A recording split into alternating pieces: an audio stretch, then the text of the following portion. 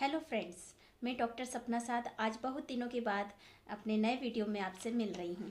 आज हम बात करेंगे अभी का जो मौसम चल रहा है उसके मुताबिक, मतलब गर्मी के मौसम के बारे में। गर्मी के मौसम में बहुत ही आम समस्या है नोज़ ब्लीड होना, नाक से खून आना। ये क्यों होता है और इसके क्या कारण हैं और इससे हमें बचने के लिए हमें क्या करना चाहिए और कैसे हमें सावधानी बरतनी चाहिए। आज इस वीडियो में मैं सब चीज़ आपको बताऊंगी।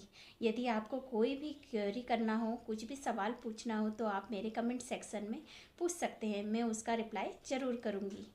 तो देखते हैं आज की नाक में से जो खून आने की जो प्रॉब्लम होती है गर्मियों के दिनों में वो क्यों होती है।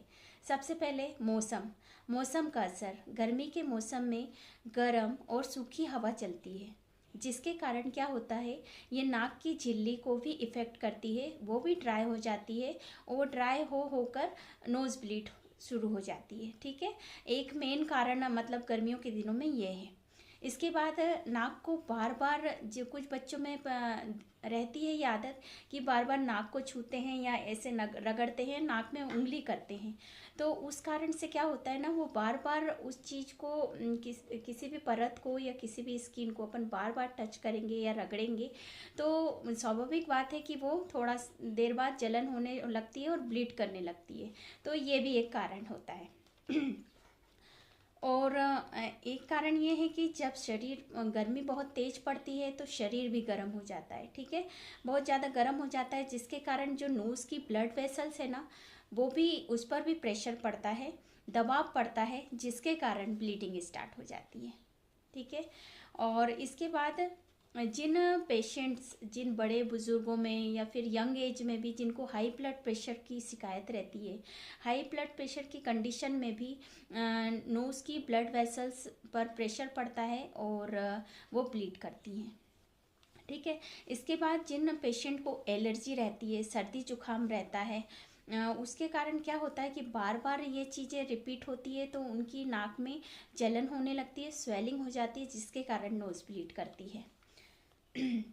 और एक आम मतलब जो अपन कॉमन प्रॉब्लम बोल सकते हैं कि यदि नाक में चोट लगी है तो स्वाभाविक सी बात है कि नोज़ ब्लीड करेगी। ठीक है, उसके बाद हमारे शरीर में ऐसी क्या चीज़ों की कमी होती है जिसके कारण नोज़ ब्लीड बिना कोई कारण के भी हो सकती है, तो वो है विटामिन सी और विटामिन के की कमी।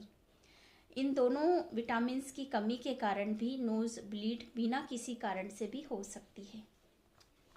और जो भी लोग कम पानी पीते हैं या जिनको डिहाइड्रेशन की शिकायत रहती है, उनको भी नोज़ ब्लीड बहुत ईजिली हो सकती है। क्यों? क्योंकि पानी की कमी रहती है शरीर में तो नोज़ ड्राई हो जाती है। नोज़ क्या, कोई भी पार्ट्स ड्राई होते हैं जिसके कारण नोज़ ब्लीड करती है।